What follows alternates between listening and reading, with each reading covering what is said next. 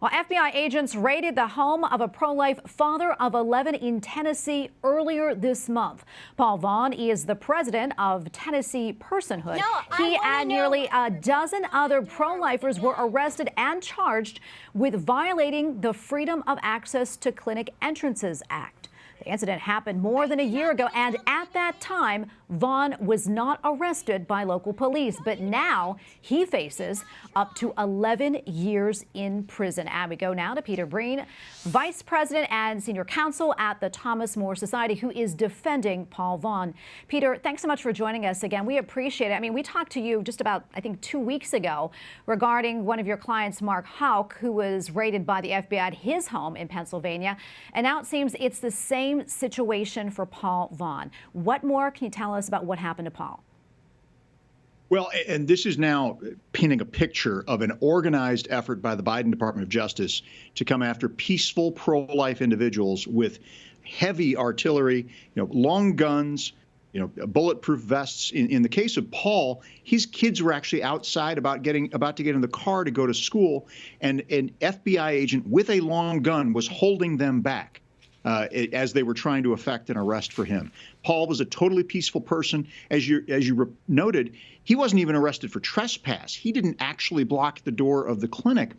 So we're seeing folks who should not see a single agent in front of their door. We would bring them all down to the courthouse if the federal government really wants to arrest these folks. But what I can tell you is the point is to try to paint a picture for the public that pro-life people of faith, are somehow criminals, and that's not right. That is not the America that we know and love. Yeah, and as you mentioned, as we saw the video right there, this unfolded in front of his wife and a number of his children. That had to be pretty traumatic for them. How are they doing? Well, they are strong. They love the Lord, and they are they're healing together as a family. They are just like the Houck family, very strong, faith-filled family. As you said, 11 kids here, so obviously they are very good Bible-believing Christians. And so, look, they want to see us fight back hard against this injustice, so no other family.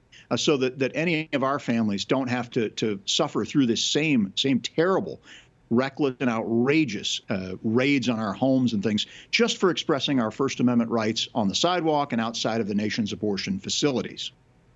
I know I asked you this last time when we talked about Mark, but for those who may have not have seen, can you talk to us just quickly about this FACE Act? Right. So the point of the FACE Act was in 1994, they were trying to stop the rescues. So that's blocking access to the abortion facilities. Now, that should not have been, that's not a federal policy, especially now post-Dobbs. There's no abortion right. But the law is still on the books. The Biden administration isn't just charging people under that law, though. They're adding extra charges. So that law provides for 6 months. It's a misdemeanor for a first offense. They're charging with additional laws that say you're trying to deprive people of their basic rights that carry 10-year felony prison sentences, longer than they will give to many violent criminals. They want to put peaceful pro-life people behind bars.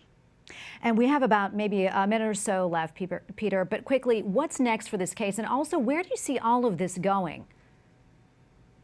Well, so for Paul Vaughn and his co-defendants, we're going to proceed to trial, most likely. We think Paul has strong defenses. He did not actually block the door, and he's got a First Amendment right to express himself and peacefully there at that abortion clinic. So we are going to fight strongly ahead with that with our whole Thomas More Society team. And look, nationwide, we are seeing FBI inquiries at other sidewalk counseling locations. We are going to fight hard. Our strategy is to do the same thing we did under the Obama administration. Win these cases. Give the DOJ, the Biden DOJ, a big black eye in the public. The Congress has already said they're going to investigate this. So hopefully that will be really a 1-2 punch to make sure they stop persecuting people of faith and good pro-life folks that just want to reach out to women in need and to express themselves, which is their First Amendment right. Well, Peter, thank you so much for coming on again and speaking to us. We really appreciate it and hope to get updates from you as well. Thank you.